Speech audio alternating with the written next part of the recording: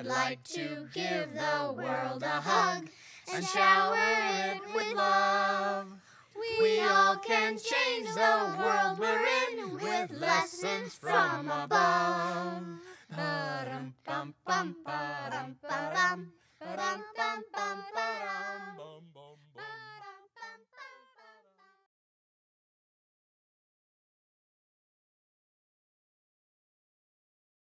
I'd like to give Hello, everybody. Welcome to another edition of Hearts Uniting God's Spirit. I am your host, Antika Libby, and it is so exciting to be here with you today. I want you to know that it means so much to me that you're here. I see you and your wonderfulness.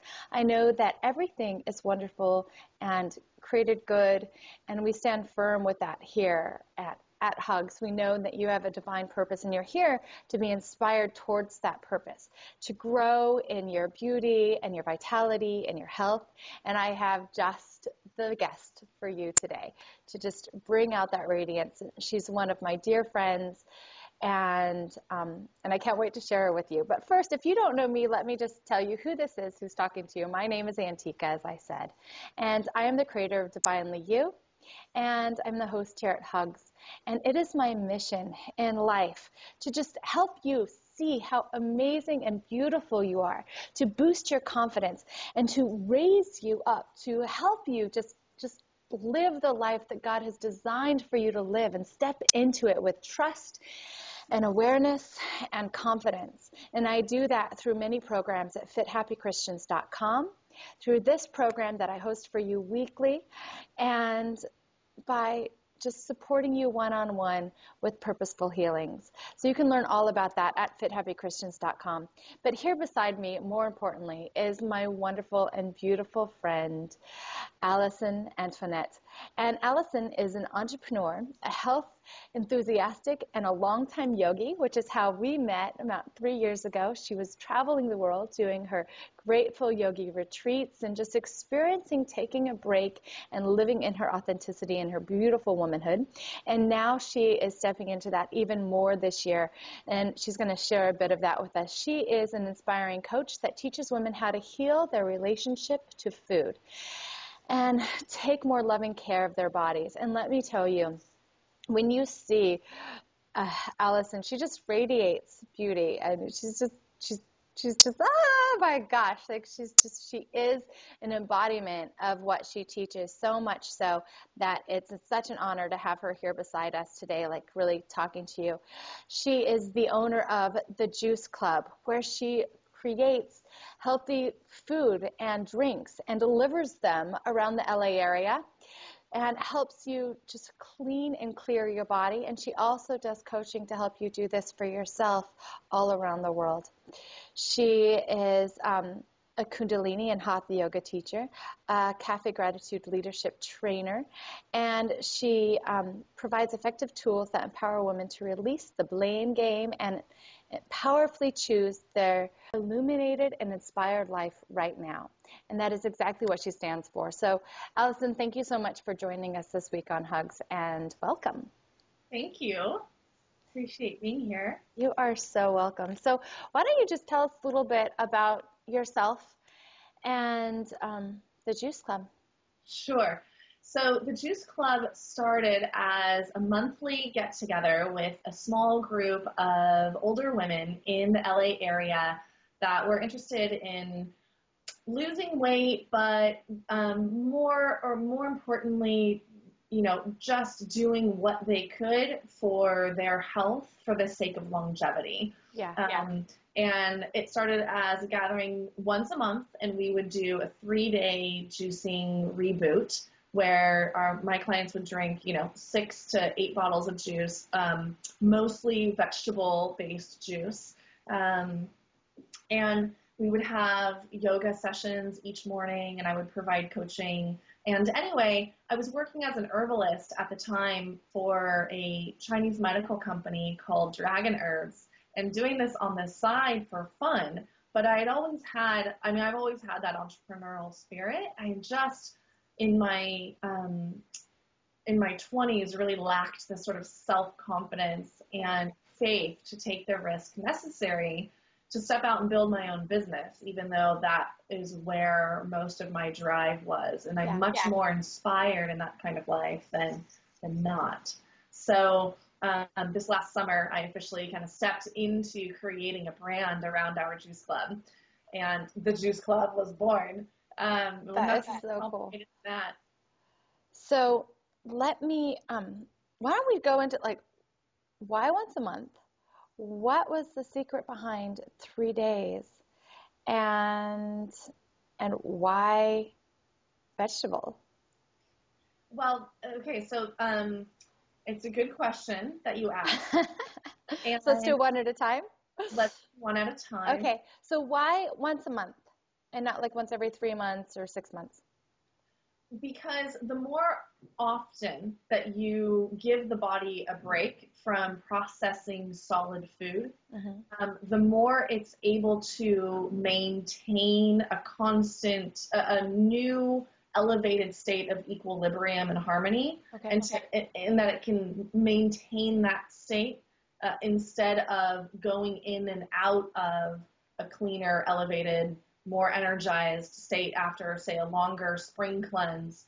And then you have several months in between spring and fall, which are those are the 2 times of year that are in time with like the natural cycles of life that are the most supportive to detoxification of the physical body.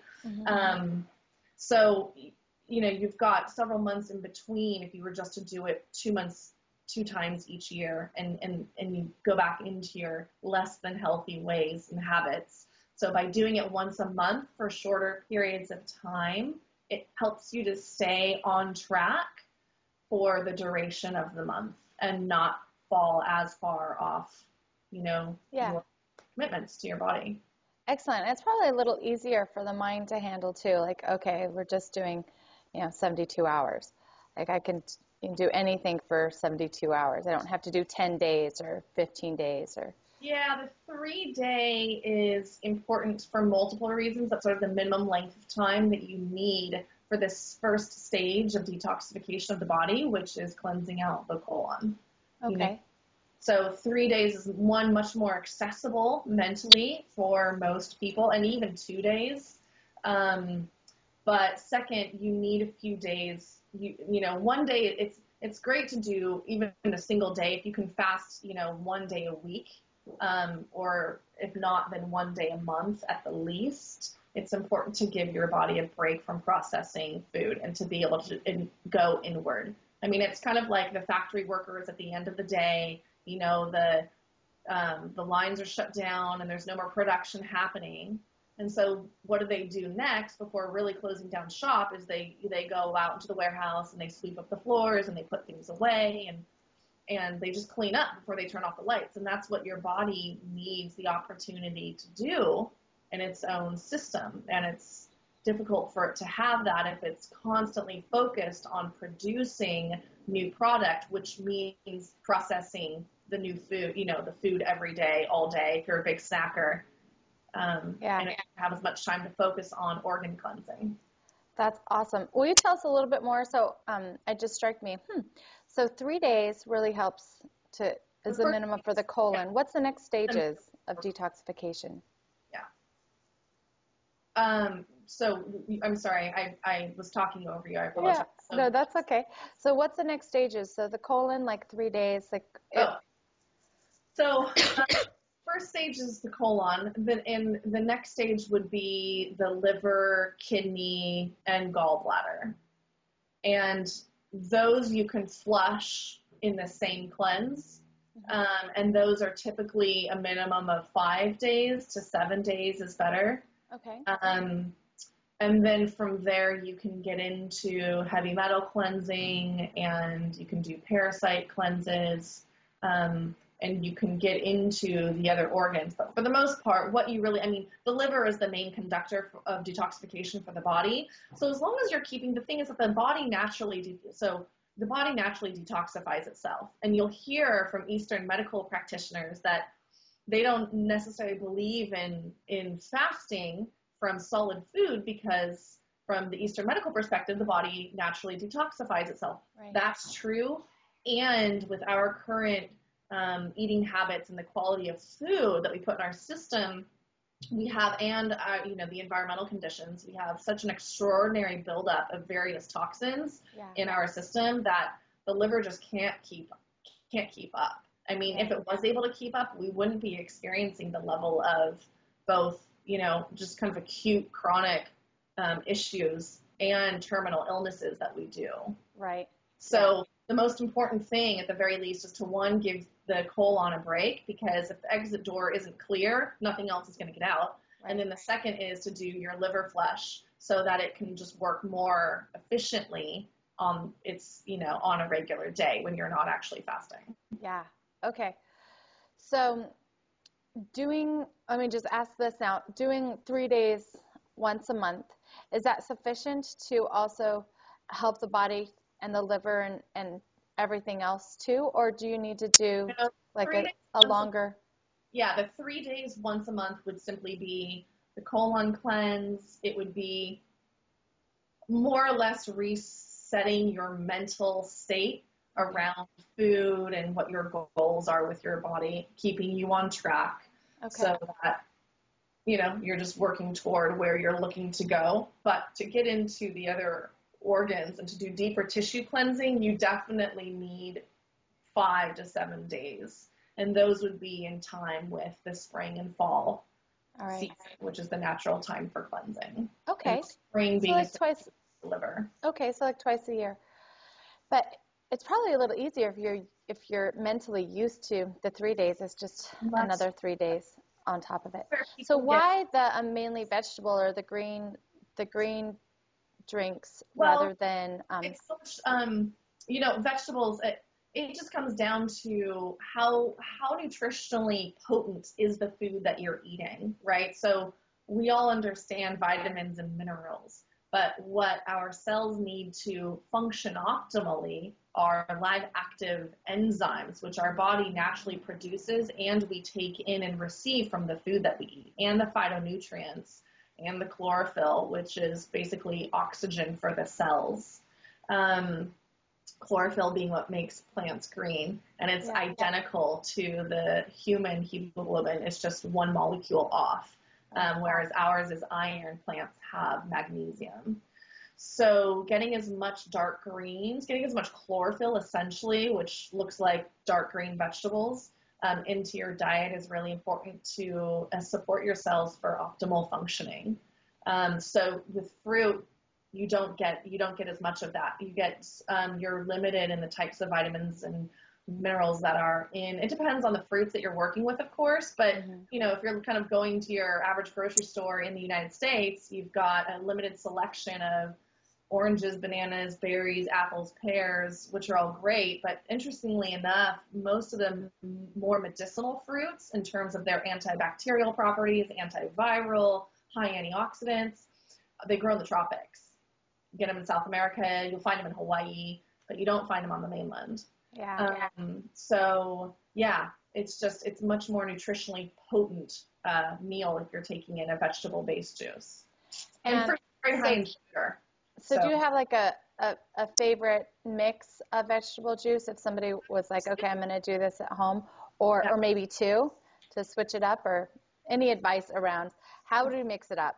There's 1,000 recipes out there, and there's a couple of great books that are focused on the physical goal. So like if you're dealing with a specific condition, or if you just have a specific goal in terms of weight loss, they will give you certain juice blends that will help that issue.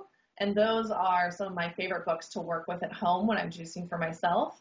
But one easy combination is that I use and is on my menu is a blend of spinach, romaine, cucumber, and pear. And then there's another one, and the pear it rounds out the sharpness of the spinach, and spinach being really high in iron, high in chlorophyll, high in various vitamins. I mean, spinach is an excellent food. And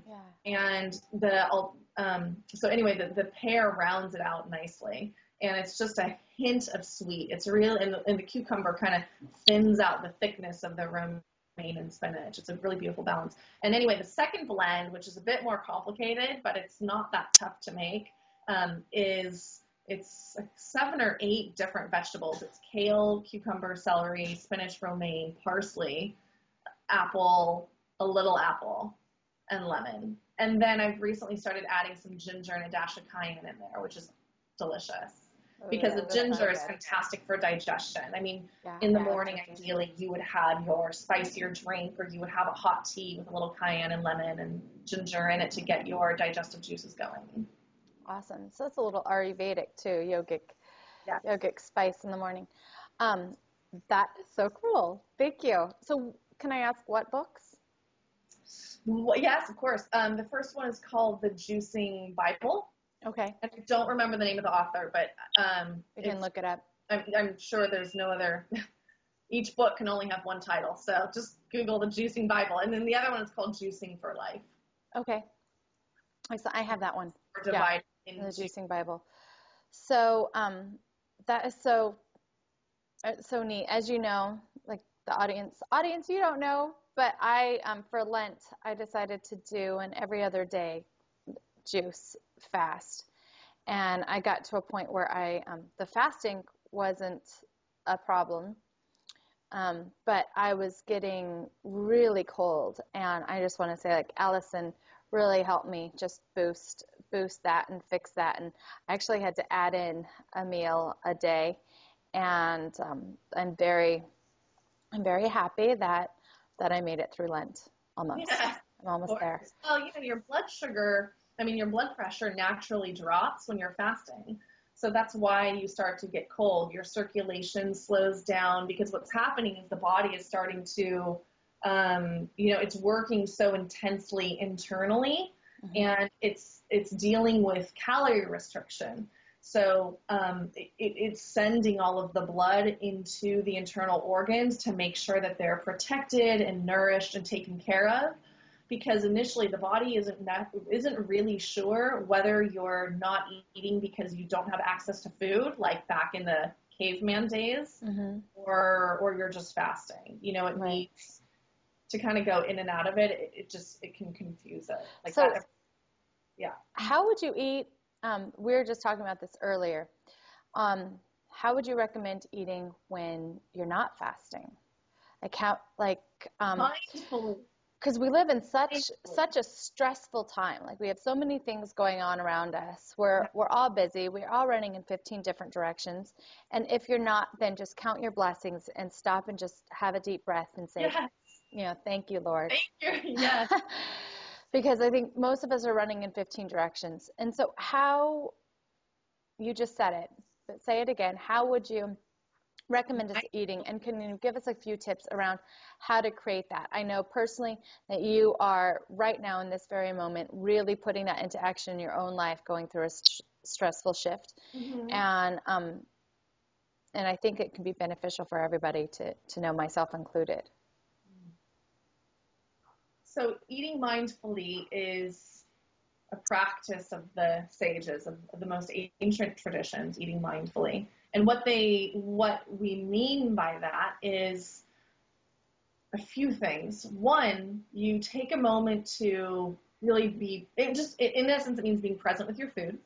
So what that looks like is taking a moment to look at your food, notice the colors, notice the texture, have a moment of gratitude that you have just a plate of delicious food that, at your will. And that you sit without as little distraction as possible. In these times, there's a lot of socializing that happens around food, and people have families, so they're eating with their family, or they're making, dinner for their kids. But as much as you can, just, free of distraction, at least take a few minutes to just focus on eating your food and not talking at the same time or on your phone or looking at the computer. Right. And then you pay attention to the flavors and the textures. Like, you're just engaged. You're engaged with the experience. And you're not allowing, you're staying present. So you're not allowing yourself to drift off in thought or distraction about anything else while you're eating. Because what that shifts is you begin to dial into the messages, like what is called the real hunger. like the raw hunger. That's you shift your relationship to food such that when you're making decisions about what you eat, you're no longer choosing from a mental or emotional place. Like, right. I'm feeling stressed. What looks good to me visually or in mind's eye, what I think is going to make me feel better mentally, emotionally is macaroni and cheese or chicken pot pie or something that's, a somewhat, considered somewhat healthy, but is still really poor dark food. chocolate? And yeah, or it's just poor food combining, or you eat twice as much as you need to, And so what happens is it's a really common, I think it's one of the most socially accepted addictions in our country is our addiction to food, and the way we use it to deal with, mental and emotional stuff that's for us. Yeah. And what happens is you're sacrificing this entire, cavity, this entire system of energy of what is your physical body and is to take you to 90 years of life, right, for the sake of like 4 inches of taste buds and the mental satisfaction you're going to get from it. But what is it actually doing to all of this? There's very little attention paid to that. So the more that you can practice mindful eating and conscious eating, then that will begin to shift, and you won't have to try so hard to reach your goals. Yeah. You'll just choose, I think mindful preparation too. I mean, sure. I think it's one thing to, get the meal together. For me, with 2 kids just rushing around and I'm usually, doing homework and 16 other things while I'm cooking dinner. It's really important for me to just mentally say, okay, what am I going to prepare for dinner tonight? Mm-hmm. And it's the difference between of grabbing that gluten-free pizza and saying, okay, well, that's what I have time for. And then preparing, which didn't take any longer, in all honesty, preparing a really sweet, fresh soup, Yep. The kids prefer the soup, crazy enough. And so do I. But for some reason, I think, I just need to throw that pizza in every once in a while. Yeah. When nobody feels better for it. So just a little bit of planning and preparation and that mindfulness into the eating, I think, really helps that. And we can pull from foods that help us connect with that inner knowing, with that awareness and consciousness as we're eating. So I totally hear you there and love that. How about how often should we eat? Do you have a take on that? Well, what I was going to add is you also begin to learn what food actually does for you. So with some attention to how you feel after you eat, and with experimenting a little bit with, different meal combinations, instead of having 5 different things on one plate, like try a few meals where you just have a protein, a vegetable.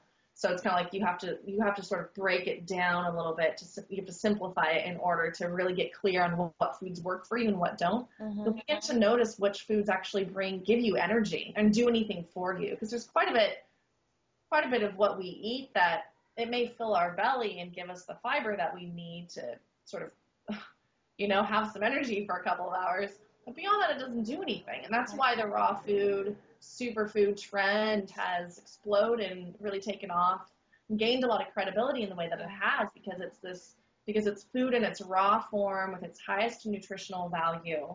And you don't need as much of it, because when your body is looking to be fed, it's not looking for the quantity, it's looking for the quality. It needs a certain amount of, each vitamin and each mineral and phytonutrient and what have you in order to function optimally. So that's what it's looking for. And so when it comes to how often to eat, it's natural. I mean, I'm in the Ayurvedic tradition. I'm a Vata. So I trend toward grazing, which I love. It's so easy for me to just snack all day and not eat large meals. Yeah. But what's the best for digestion, and this is really across the board, are 3 square meals. And if you're going to snack, or if you're going to have a snack or 2 in between each meal, maybe you struggle with blood sugar issues, and so you need to have an apple in between or some snack. it's just as important when you eat as to what you eat, because the body thrives off routine, stability, and predictability in terms of our ability to function optimally and for it to process, digest, and rest, digest and rest, digest and rest. And to get into a rhythm, it needs routine. In order for it to have a routine, you need to be eating at the same time every day, and that includes the snacks that you eat. And you need to give your body a very, very clear break of several hours, at least 3, to fully process through the meal or snack that you've just eaten before you put something else into the system. Okay. That's a lot of information and really good to build on. So Allison and I have a really, really special invite for you guys. And you can hear how just full of wealth and wisdom. And it is spring, and we have come together as friends to take you to Maui. Yes. And next Monday. So next Monday, what is the date? Do you have a calendar in front of you, Allison? Next Monday is April 1st. So April 1st, it's no fool. You will not be a fool, but April 1st, we are having a call, and you will be a fool if you miss it, because Allison is going to give you some more amazing information, and we are going to tell you all about this beautiful organic farm. Yeah. That we are going to be hosting, where Allison is going to teach more about this nutrition. You'll be able to find your internal intelligence on how to eat. She'll help you with programs. I'm going to be there leading you through healing and helping you clean out the emotional and the energetic gunk, and she's going to be helping you clean out the physical and residual gunk. And we are going to just celebrate you women. So if you're a man here and you have a woman in your life that you love, I strongly suggest you just signing them up for this call and make sure that they're on the call list. And all you have to do is totally, it's a gift. You're going to learn a ton more on the call. Plus, you're going to learn about Maui. And if it feels really wonderful, 13 people get to go to Maui with us, and we're so excited to just shower you with love and awesomeness.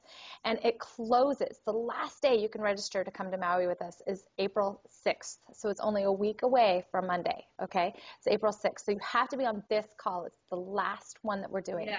And you can find out all about it at barefootandfancyfree.com. So, Allison, just tell us a little highlight about where we're going, because you were just there last week. I was just there last week, and it's the most magical community called Kipahulu. It's a small community tucked into the hillside on the east side of the island, about 2 hours from anything else, right near the town of Hana, which is a popular place, surrounded by waterfalls, the 7 sacred pools, tucked away swimming holes, and the land that we'll be staying on is an organic permaculture farm with every fruit tree that you could think of that's native to the tropics, coconuts and pineapple. And you just said that all of those actual plants are the ones that are going to give us all those beautiful minerals and antioxidants and everything that we need to just... There will be plenty of fresh pressed golden juice there. The elixir of life. It's going to be epic. And there's a detox sauna on site, and we're going to have a women's new moon ceremony, and just a meditation. And yeah, it's the weather's beautiful. And if you're Catholic or Christian like me, it's the Ascension. We're going to go it's the Ascension. So it's just going to be a magical, amazing, amazing week. And there's still openings. We want you there. Yes. And if you can learn all about it. You can get all the information and register at barefootandfancyfree.com. Put your name and email there and join the call. I want you to go there now. If it's just like, oh my goodness, I want to hear more from Allison, and I want to meet Antika. I want to meet you. Allison wants to meet you. Go to barefootandfancyfree.com. Put your name and email in there. Read a little bit about the retreat. If you just are saying yes, you can even sign up there. It's just we have to know that you're coming by April 6th. And so we really have a week from today to jump on over there. And you know, Allison, thank you so much. I learned so much today, and I'm going to tap some of this into just wisdom for the Nourish You group that's coming up in my own program. And you know, again, thank you so much for sharing everything and being my friend and just continuously inspiring me to you know, illuminate my own self. You're such an angel in that way, and I love that. So thank you so much. Thank you. Appreciate it. You're so welcome. All of you in Maui in May. Yes. So everybody, thank you once again for supporting us and listening and learning. I want to know what you know. Leave your comments below. It's so important for me. When I hear from you, I get filled up. I know that I'm doing something that's actually affecting somebody, and we all need that validation, and I'm just going to ask for it. Totally bare bones today. Like, I love to hear from you. And please feel free to share this, pass it on to your friends, email it, whether you're listening, you know, this week or if it's 10 weeks from now and we're long past. Like, this information is so valid. Allison is full of wisdom directly from God. I totally trust. And we just want you to pass it on and continue to share it. And I love you. I think that you're amazing and wonderful. And I'm always here to support you. And there's a free gift for you at fithappychristians.com, the Embrace You course, so you too can totally know and trust that you are divinely created and beautiful and amazing. And then you can shine out into the world. God bless and have a wonderful week. I'd like to give the world a hug and shower it with love. We all can change the world we're in with lessons from above. Ba-dum-bum-bum, ba-dum-ba-dum, ba-dum-bum-bum-bum.